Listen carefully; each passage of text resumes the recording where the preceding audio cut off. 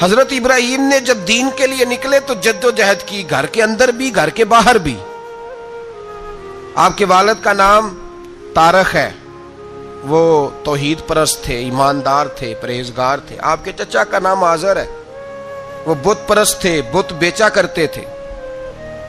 حضرت سیدنا ابراہیم علیہ السلام جب میدان عمل میں نکلے تو حضرت ابراہیم علیہ السلام نے اپنے گھر سے جہاد شروع کیا، لڑنا پڑا۔ گھر کے اصولوں سے چچا نے جو رواج بنائے ہوئے تھے اس رواج سے ٹکرائے۔ فرمایا میں اپنے گھر کے اندر یہ بت پرستی نہیں ہونے دیں گا۔ چچا کو ایک دفعہ نہیں، بار بار 100 دفعہ سمجھایا۔ آپ کا چچا بت بنا کے بیچا کرتا تھا۔ حضرت ابراہیم علیہ السلام تھوڑے بڑے ہوئے تو کہنے لگا کہ چلو میرے ساتھ، تم بھی بت بیچنے ہیں، ہمارا کاروبار ہے۔ حضرت ابراہیم ساتھ نکلے تو بت پکڑا ہے، گندے پانی کے اندر اس بت کو ڈبوتے ہیں، کہتے ہیں کسی نے خریدنا ہے تو خرید لو، نہ یہ نفع دے سکتا ہے نہ نقصان دے سکتا ہے، جو اپنا آپ نہیں بچا سکتا تمہیں کیا بچائے گا، خریدنا ہے تو خرید لو۔ چچا کہنے لگا تو کاروبار چمکا رہا ہے کہ تباہ کر رہا ہے۔ گھر میں بڑے معاملات خراب ہوئے، جھگڑے ہوئے، لیکن حضرت ابراہیم علیہ السلام ایک منٹ کے لیے بھی اپنے گھر کے اندر بھی کمپرومائز کرنے کو تیار۔ یہ تھوڑا مشکل میں نے پہلو چھیڑ دیا ہے، یہ تھوڑا مشکل پہلو چھیڑ دیا ہے۔ بڑا سمجھدار آدمی ہے پر بیوی سے پردہ نہیں کرا سکتا، سیانا ہے، پنچایت کا بندہ ہے، جو اسے آپ کہیں گے وہ بات یہ سنائے گا، لیکن کہتا ہے نہیں جی میں نے کوشش کر لی ہے۔ کس قسم کی کوشش ہے صاحب، یہ کیسے ہو گیا؟ حضرت ابراہیم علیہ السلام نے گھر کے اندر سے فرمایا نہیں کرنے دوں گا، گھر کے اندر بھی ٹکرائے۔ فرمایا تم جو بھی ہو، پاش پاش کیا چچا کے اصولوں کو، اور باہر جب نکلے تو صرف علاقے کے چیئرمین سے نہیں ٹکرائے، ایم پی ایم این اے وزیر مشیر سے نہیں ٹکرائے، سپر پاور نمرود دنیا کا واحد حکمران تھا اس وقت، دوسرا کوئی حکمران ہی نہیں تھا، اکیلے حکمران سے جا کر ٹکرائے۔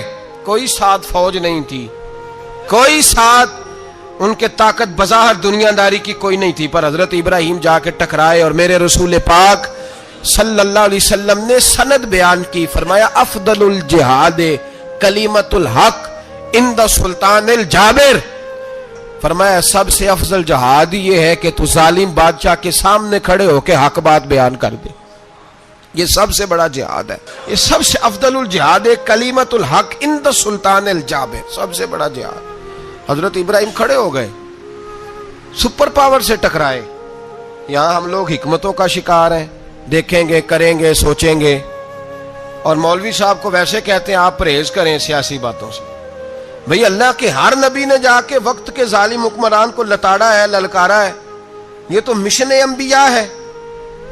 حضرت سیدنا ابراہیم علیہ السلام نے جو اس کو جا کے کہا کہ تو جھوٹ بولتا ہے، تو جھوٹا ہے، تو خدائی کا دعویٰ کرتا ہے، تو بہت بڑا ظالم ہے، اور قرآن مجید نے اس ساری بات کو بیان فرمایا۔ حضرت ابراہیم علیہ السلام سے کہنے لگا میں رب ہوں، تو آپ نے فرمایا میرا رب تو وہ ہے جو زندہ کرتا اور مارتا ہے۔ تو پھر آپ حق بات بیان کریں گے تو اللہ مارے گا کہ بندہ مارے گا؟ کچھ بھی نہیں ہوتا، کیونکہ زندگی موت کس کے ہاتھ میں ہے؟ اللہ کے ہاتھ میں۔ زندگی موت اللہ، کچھ بھی نہیں ہوتا۔ انسان صحیح سمت کا تعین کرے اور صحیح چلے۔ حضرت علی شیر خدا سے کسی نے کہا تھا کہ آپ کے بڑی دشمنی ہے، کوئی محافظ رکھ لیں۔ آپ فرمانے لگے موت خود بہت بڑی محافظ ہے، وقت سے پہلے آتی ہی نہیں، بڑی محافظ ہے، وقت سے پہلے۔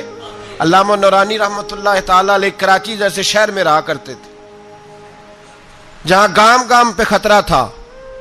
لوگوں نے کہا حضرت اتنے بڑے لیڈر ہو، آپ کی جماعت کی 62 سیٹیں ہوئی قومی اسمبلی میں، ایک ایسا وقت بھی آیا تو کوئی ایک آدمی بندوق والا۔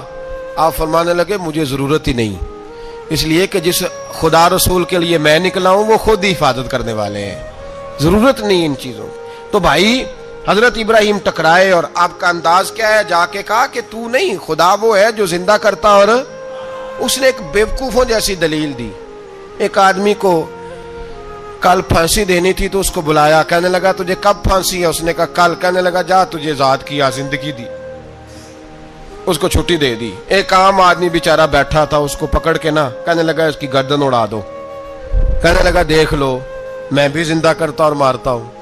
وہ جو کل مرنے والا تھا میں نے زندہ کر دیا ہے، اور جس کو پتہ ہی نہیں تھا کہ میں نے مرنا ہے اسے پکڑ کے میں نے مار دیا ہے۔ یہ بیوقوفوں جیسی دلیل ہے۔ حضرت سیدنا ابراہیم علیہ السلام چاہتے تو اسی وقت دلیل توڑ دیتے کہ تو کیا بیوقوفوں جیسی بات کر رہا ہے، اگر تو زندگی دیتا ہے تو مرے ہوئے میں جان ڈال کے دے جس کو تو نے مارا ہے۔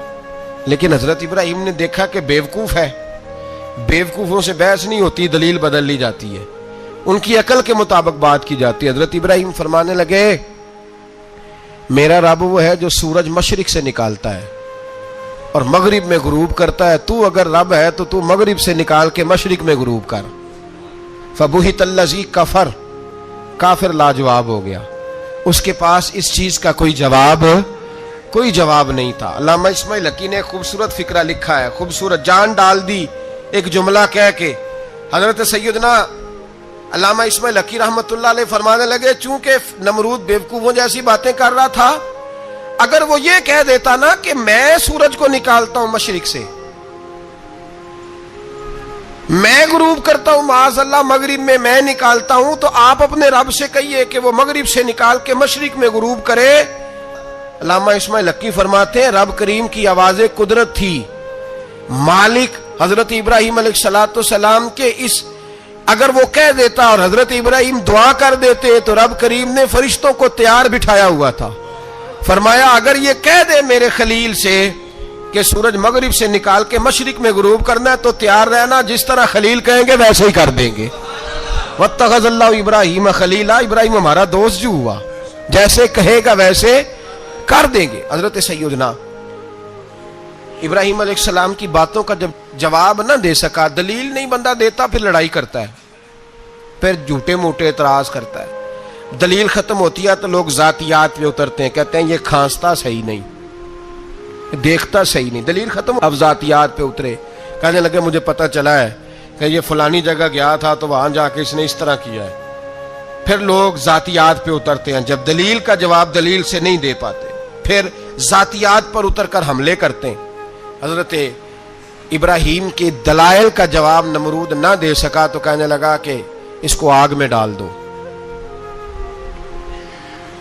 قوم گئی ہوئی تھی ساری، آپ نے بات سنی ہوئی ہے، میں نے صرف اشارہ دینا ہے، میلے پہ تو حضرت سیدنا ابراہیم علیہ السلام نے سارے بت توڑ دیے، کلاڑا بڑے بت کی گردن پہ رکھا، واپس آئے، کہنے لگے بت کس نے توڑے ہیں؟ تو فرمایا اس سے پوچھ لو جس کی گردن پہ کلاڑا ہے۔ کہنے لگے یہ تو بول ہی نہیں سکتا، تو فرمانے لگے بڑے بیوقوف ہو، جو بولتا ہی نہیں، سنتا ہی نہیں، اپنا آپ نہیں بچا سکتا، اس کی پوجا کرتے ہو؟ کہنے لگے پکڑو، دلیلیں ختم ہو گئی، اس کو آگ میں ڈالو۔ بہت بڑی حویلی 45 فٹ مربع پہ مشتمل ایک حویلی بنائی گئی اور 45 فٹ اونچی۔ مختلف روایات، علامہ اسماعیل حقی کہتے ہیں کہ 3 مہینے تک نمرود نے کہا کہ اس کے اندر لکڑیاں ڈالو۔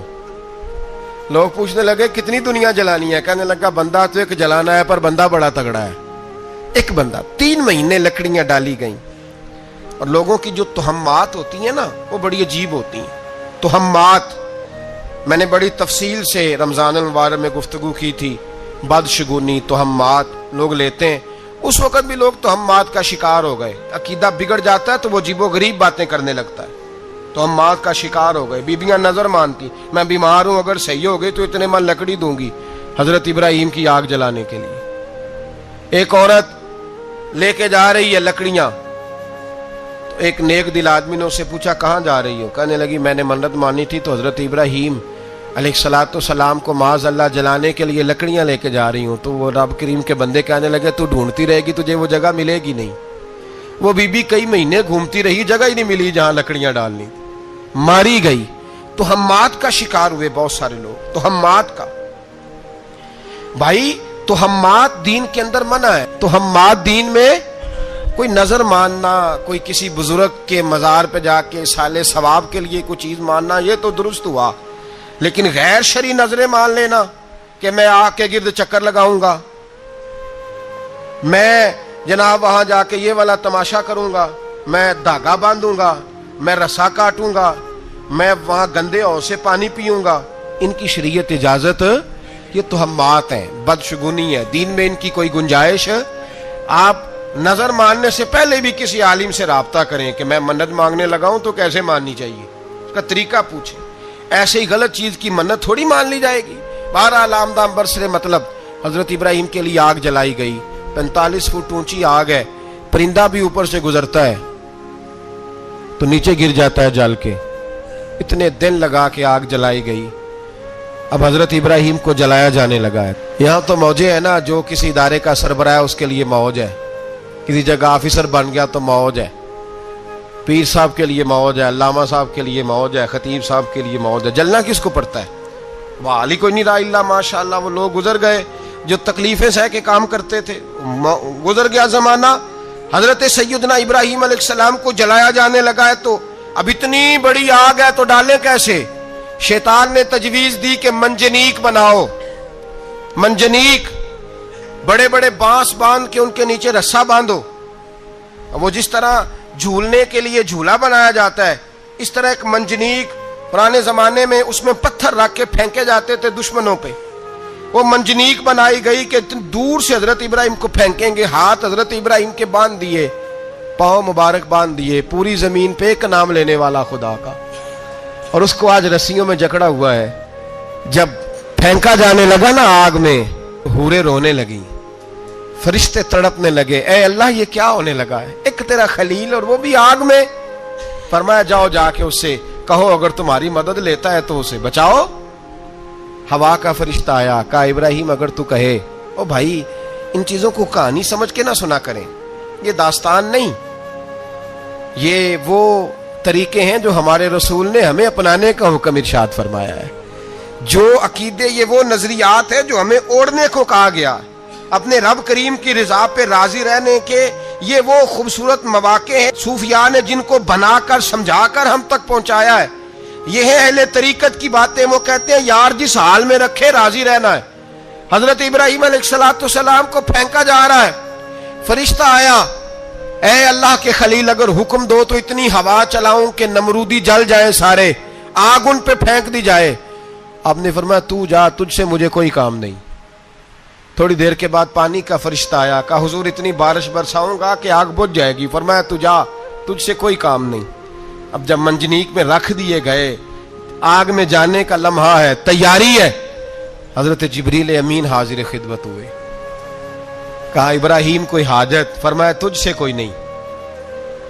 کہا چلو مجھ سے نہیں تو رب کریم سے ہی بات کر لو، مجھے پتا ہے میں چھوٹا ہوں، آپ مجھ سے مدد کیوں لوگے، رب کریم سے ہی بات کر لیں. تو حضرت ابراہیم کہنے لگے جبریل یہ بتا رب کو نہیں پتا اس کا خلیل کس حال میں ہے؟ اسے نہیں پتا میں کس حال میں ہوں؟ میرے ہاتھ بندے ہیں، پیر بندے ہیں آگ میں، اسے نہیں پتا؟ بتایا تو اسے جاتا ہے جس سے خبر نہ ہو. تو اگر اسے پتا ہے تو اگر وہ جلانے پہ راضی ہے تو میں بھی جلنے کو تیار ہوں. میں تیار ہوں. اسے کہو ٹھیک ہے. حضرت سیدنا ابراہیم علیہ السلام کو منجنیق میں ڈال کے جو پھینکا آگ میں، یا نار کونی بردم و سلاما علی ابراہیم، اللہ نے فرمایا اے آگ میرے ابراہیم پہ ٹھنڈی بھی ہو جا اور سلامتی والی بھی ہو جا. حضرت ابراہیم کو دو فرشتوں نے بٹھا دیا زمین پہ. پھول کھلے ہیں، کونپلیں مہک رہی ہیں، کلیاں خوشبو دے رہی ہیں. حضرت ابراہیم نے سر سجدے میں رکھ دیا، سبحان اللہ والحمد للہ ولا الہ الا اللہ واللہ اکبر. حضرت ابراہیم اللہ کی تسبیح پڑھنے لگے، رب کریم کا شکر بجا لانے لگے. نکلے وہاں سے، کچھ دن گزر گئے، نکلے، حکم ہو گیا ابراہیم علاقہ چھوڑ دو. حضرت ابراہیم علیہ السلام وہاں سے نکل کے مصر آئے، چچا کے پاس ٹھہرے. انہوں نے اپنی بیٹی جناب سارہ کا نکاح کر دیا. کچھ آگے بڑھے تو ایک ظالم بادشاہ سے ٹکرائے.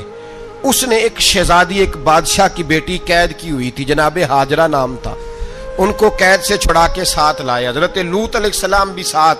یہ 4 لوگوں کا قافلہ چلا، فلسطین میں جا کے پڑاؤ ڈالا، گھر بار چھوڑا، تبلیغ شروع ہوئی. حضرت ابراہیم کے گھر میں 2 خواتین ہیں، ایک آپ کی بیوی ہیں، ایک حضرت ہاجرہ ہے. اولاد کوئی نہیں. بڑا میوہ ہے میٹھا. گھر وہی آباد ہوتا ہے جس میں بچے روتے ہیں، گھر ہوتا ہی وہ ہے جس میں بچوں کی چنچناہٹ ہوتی ہے، بھن بھناہٹ ہوتی ہے. حضرت ابراہیم نے ایک بچہ روتے ہوئے دیکھا تو آنکھوں میں آنسو آئے. کہنے لگے ربی حب لی من الصالحین، یا اللہ مجھے بھی نیک اولاد عطا کر دے. حضرت سارہ نے سن لیا، کہنے لگی ابراہیم شاید میرے بطن سے تو آپ کو نصیب نہیں، ہاجرہ سے نکاح کر لو۔ جناب ہاجرہ سے نکاح ہوا۔ اللہ تو بڑا بے نیاز ہے، رب کریم نے حضرت اسماعیل جیسا خوبصورت بیٹا عطا فرمایا۔ بیٹا کالا سیاہ بھی ہو تو سینے کی ٹھنڈک ہوتا ہے، پر یہ تو وہ بیٹا ہے جس کی پیشانی میں نور محمدی چمکتا ہے صلی اللہ علیہ وسلم۔ حضرت سیدنا اسماعیل علیہ اتنے خوبصورت، اب جس بیوی کے ہاں بیٹا تھا، بیٹھنا اٹھنا بھی زیادہ اس کے پاس، آنا جانا بھی اس کے پاس، توجہ ادھر ہو گئی۔ جناب سارا رشک کرنے لگی، ایک دن کہنے لگی اسے چھوڑ آ جنگل میں، وادی غیر ذی زرع، مکے کے پاس۔ بھائی ایک بیٹا عالم دین بنا لو، کہنے لگا روٹی کہاں سے کھائے گا؟ تیرے 5 بیٹے ہیں، کو حافظ قرآن بنا، کہتے روٹی کہاں سے کھائے گا؟ وہ بچہ بھی کہتا ہے میں کہاں سے کھاؤں گا؟ حضرت ابراہیم علیہ السلام تو چند مہینے کا بچہ چھوڑ آئے، تو کہاں سے روٹی کھائی حضرت اسماعیل نے؟ کہاں سے کھائی ان کی اماں نے روٹی؟ بھوکے مر جاتے ہیں یہ سارے۔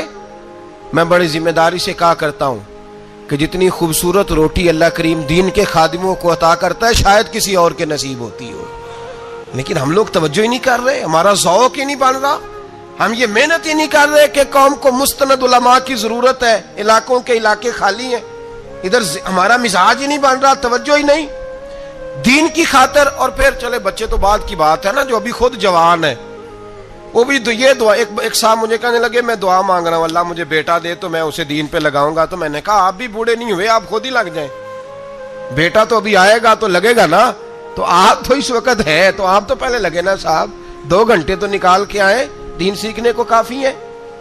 آپ اتنی لمبی سوچ رہے ہیں کہ بچہ آئے گا تو بڑا ہوگا تو وہ جائے گا تو دیکھی جائے گی، ابھی تو آپ ہیں تو آپ تو آؤ۔ حضرت ابراہیم نے بچہ وہاں چھوڑا۔ یہاں سے جو عمرہ کرنے لوگ جاتے ہیں نا، جو حج کرنے جاتے ہیں، ان کو پتا ہے کہ وہاں دنیا کی ہر نعمت ملتی ہے، پھر بھی ڈبل ٹرپل پیسے لوگ جیبوں میں ڈال کے جاتے ہیں۔ حضرت ابراہیم جب وہاں لے کے گئے تو کوئی انسان نہیں تھا، پانی کا قطرہ نہیں تھا، 2 کلو کھجوریں، 1 مشکیزہ، بیوی کو تھمایا۔ ہمارے گھر میں ہزاروں چیزیں پڑی ہیں، لیکن وہ جو توکل ہے نا وہ ختم ہو گیا ہے۔ اللہ دے گا، حلال حلال پہ قناعت کرے، جائز جائز پہ بھروسہ کرے، رب کریم عطا کرنے والا ہے، وہ مزاج ختم ہو گیا۔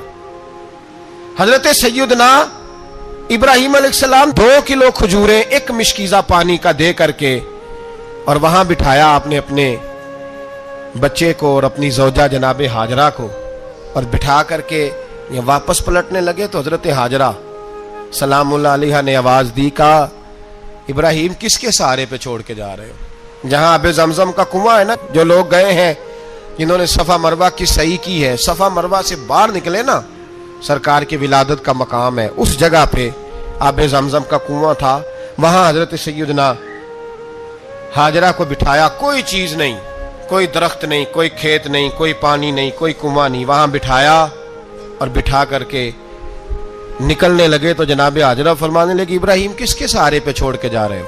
کہنے لگی اللہ کے سہارے پہ۔ تو پاک باز بی بی نے ایک لفظ پوچھا، کہا ابراہیم یہ میرے رب کا حکم ہے، یہ میرے، بس جن کا عقیدہ توحید مضبوط ہو ان کے لیے ایک جملہ کافی ہوتا ہے، یہ میرے اللہ کا حکم ہے۔ تو جناب ابراہیم علیہ السلام فرمانے لگے ہاجرہ ہاں رب کا حکم ہے۔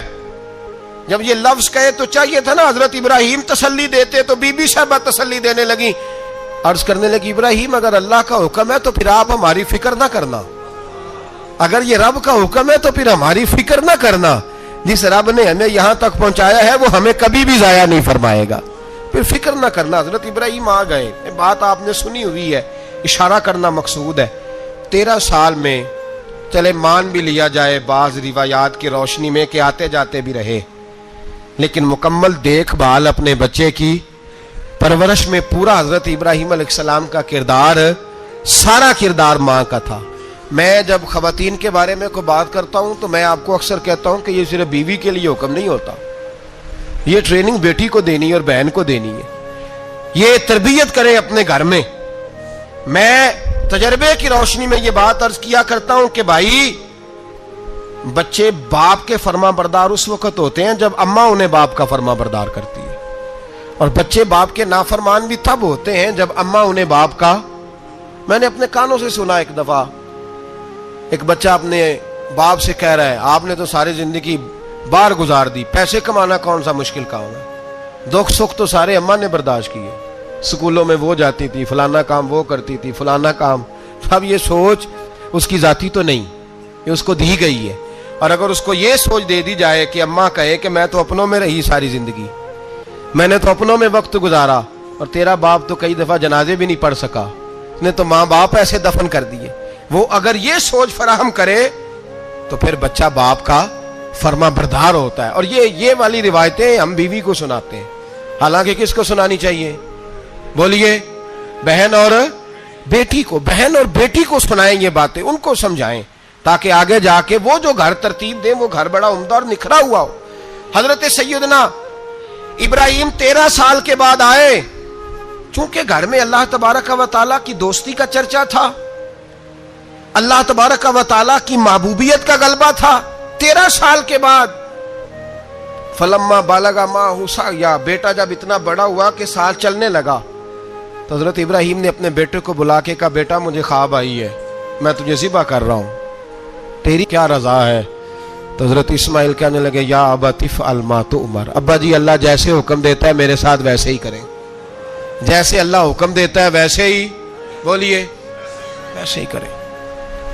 حضرت حاجرہ کو کہا کہ ایک دوست نے دعوت کی ہے تو وہاں جا رہے ہیں، بی بی مطمئن ہے، تفصیلات کی ضرورت نہیں، ختم بات، اعتبار ہے، مطمئن ہو گئی۔ شیطان پیچھے سے آیا اماں کے پاس، ذرا تھوڑی دیر کے لیے تصور جمائیے، یہاں تو پڑوسن آ کے کوئی بات بتا دیتی ہے خاوند کے بارے میں تو کئی مہینے جھگڑا جاری رہتا ہے، پڑوسن محلے دار۔ شیطان نے آ کے بتایا لفظ کیا ہے؟ کہا حاجرہ تمہیں پتا ہے کہاں جا رہے ہیں؟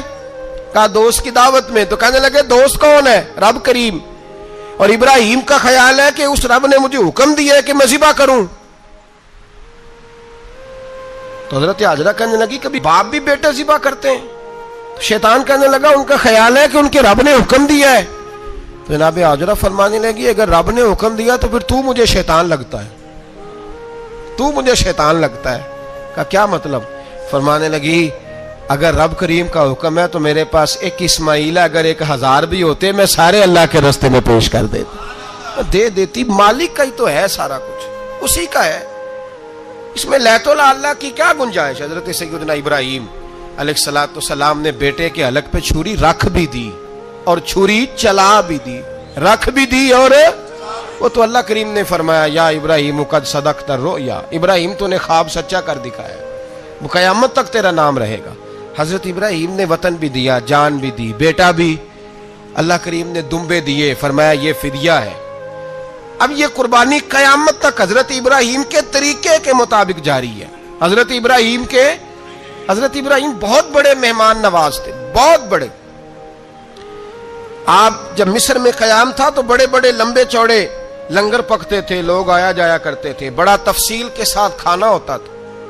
مہمان نوازی آپ کی خاص صفت مبارکہ ہے، ہمارے ہاں بھی مہمان نوازی ہوتی ہے امیروں کی، بلکہ اب تو مہمان نوازی اس طرح کی ہے کہ کل تیری میرے پاس دعوت ہے اور پرسوں میری تیرے پاس ہے، وہی امیروں میں وہ چکر رہتا ہے، پارٹیاں دوست ایک دوسرے کو ڈالتے ہیں، تیری طرف پارٹی تیری طرف، اور اسی انداز میں اب یہ عید آئے گی نا، ٹکا پارٹیاں ہوں گی جگہ جگہ، اور لوگ سوال پوچھنے لگے ابھی سے، کہتے ہیں قربانی کا کتنا گوشت گھر رکھنا جائز ہے؟ قربانی کا کتنا گوشت گھر رکھنا جائز ہے؟ سارا ہی جی، اس لیے فریزر لے لے، فریج سے نہیں کام چلے گا، سارا ہی جہاز گھر رکھنا سارا ہی جائز ہے، رکھ لیں۔ او خدا کے بندے، قربانی وہ بندہ دیتا ہے جو سارا سال ہی گوشت کھاتا ہے، صحیح کہہ رہا ہوں؟ قربانی صاحب نصاب صاحب استطاعت بندہ دیتا ہے نا، تو وہ سارا سال ہی گوشت، تو سارا گھر میں رکھنا بھی جائز ہے، لیکن سارا دے دینا بھی، تو جو آ رہی ہے اس پہ کیوں توجہ کرتے ہو؟ جو دوسرا جائز ہے اس پہ کیوں نہیں عمل کرتے؟ سارا تقسیم کر دیں، بات ختم ہوئی۔ یقین کریں محرم میں جا کے دوست ٹیلی فون کر کے سوال پوچھتے ہیں، کہتے ہیں صاحب سنا ہے قربانی کا گوشت محرم میں کھانا جائز نہیں، میں کہ نہیں ربیع الاول چ بھی جائز جے، رجب رمضان تک کھاؤ، کوئی بندہ نہیں منع کرتا، اس لیے کہ کسی کو دینا تو پسند ہی نہیں، یا پھر اس میں سے جو خاص چیزیں ہیں وہ اپنی فریج میں اور باقی جو ہے وہ دوسروں کے لیے۔ یہ کیا طریقہ ہے ہمارا؟ اور اسی پہ عمل ہے. اللہ تبارک و تعالی ہمیں سمجھنے کی توفیق عطا فرمائے. حضرت ابراہیم بہت بڑے مہمان نواز تھے. صرف قربانی نہیں دیتے تھے, سارا سال بہت سارا لنگر, بہت سارا کھانا پینا, بہت ساری چیزیں جاری رہتی تھی. اور جتنے غریب لوگ تھے فلسطین کے, ان کو پتا تھا کہ حضرت ابراہیم علیہ السلام کا لنگر جاری ہے. فلسطین میں جب آپ کا قیام تھا, ایک دفعہ ڈھیروں مہمان آ گئے اور کھانے کو کوئی چیز نہیں. حضرت سارہ اور جناب ہاجرہ دونوں اس وقت موجود تھیں. وہ کہنے لگی ابراہیم بہت سارے مہمان آ گئے تو کیا کریں. جناب سارہ کہنے لگی کس طرح کر کے ان کی مہمان نوازی کرنی. اور حالات یہ ہیں کہ قحط پڑا ہوا ہے فلسطین میں, مصر میں, دور دراز علاقوں میں. تو حضرت ابراہیم کہنے لگے یہ اللہ کے مہمان ہیں اور ہمیں رب کریم کا بندہ سمجھ کے آ گئے, اللہ ہی بندوبست کرے گا. فرمانے لگے میرا مصر میں ایک دوست ہے, وہ قحط کے دنوں میں غلہ جمع کر لیتا ہے, میں اس کی طرف پیغام بھیجتا ہوں, مجھے امید ہے وہاں سے غلہ ملے گا. 2 3 5 اونٹ والے غلام بلائے اور ان کو کہا کہ جاؤ غلہ لے آؤ مصر کے دوست سے. وہ لوگ کہتے ہیں ہم غلہ لینے گئے, وہاں جب پہنچے تو حضرت ابراہیم خلیل اللہ علیہ السلام کا پیغام دیا تو آپ کا وہ دوست کہنے لگا غلہ تو بے شمار تھا, مجھے خبر نہیں تھی کہ حضرت ابراہیم کا پیغام آئے گا, تو میں تو سارا تقسیم کر چکا ہوں. لوگ لے گئے, اب تو کوئی شے نہیں. اب وہ خالی آ گئے 5 کے 5 اونٹ. جب خالی آئے تو حضرت ابراہیم کی حویلی کی دیواریں چھوٹی چھوٹی تھیں. ان غلاموں میں سے, خادموں میں سے, آپ کے ان چاہنے والوں میں سے ایک کہنے لگا یار وہ غریب تو انتظار کر رہے ہوں گے کہ غلہ لینے گئے ہیں, ہمیں روٹی ملے گی. چھوٹی چھوٹی دیواریں ہیں, وہ جب دیکھیں گے نا خالی آ گئے تو انہیں تکلیف ہوگی. اس طرح کرو بوریوں میں ریت بھر لیتے ہیں, ریت بھر کے لے جاتے ہیں, بعد میں اندر رکھ کے انہیں سمجھا بہلا لیں گے یا حضرت ابراہیم کو بتائیں گے, وہ خود ہی ان لوگوں کی دل جوئی فرمائیں گے. اب غلہ کی جگہ ریت بھر کے اونٹوں پہ رکھ کے لائی گئی. لا کے بوریاں جب رکھ دی گئیں, حضرت ابراہیم علیہ السلام دوپہر کے وقت آرام فرما رہے تھے. بی بی سارہ اٹھی, کہتی ہیں جب میں نے دیکھا نا کہ بوریاں پہنچ گئی ہیں تو گئی, غلام کو ساتھ لیا اور اس کو جب کھولا نا تو کہتی اتنی حسین گندم میں نے پہلے کبھی دیکھی نہیں تھی, اتنا پیارا دانا میں نے کبھی ملاحظہ ہی نہیں کیا تھا. فرماتی ہیں جب اس کو پیس کر چکی میں روٹیاں پکائیں تو خوشبو دور دور تک پھیل گئی, اعلیٰ غذا بنی. بڑے بڑے کھانے بیبیوں نے مل کے پکائے, چن دیے گئے. حضرت ابراہیم اٹھے تو لوگ کھانا کھا رہے, سجدہ شکر ادا کیا, اور جب سجدے میں گئے تو وحی آنے لگی, پھر رونے لگے. جب پلٹ کر باہر تشریف لائے تو جناب سارہ کہنے لگی ابراہیم تمہارا مصری یار بڑا اچھا ہے, اس نے اتنی اعلیٰ گندم بھیجی ہے کہ اتنی تو میں نے پیاری گندم کبھی دیکھی نہیں. جناب ابراہیم مسکرائے, فرمانے لگی سارہ یہ مصری یار نے نہیں بھیجی, یہ میرے عرشی یار نے بھیجی ہے.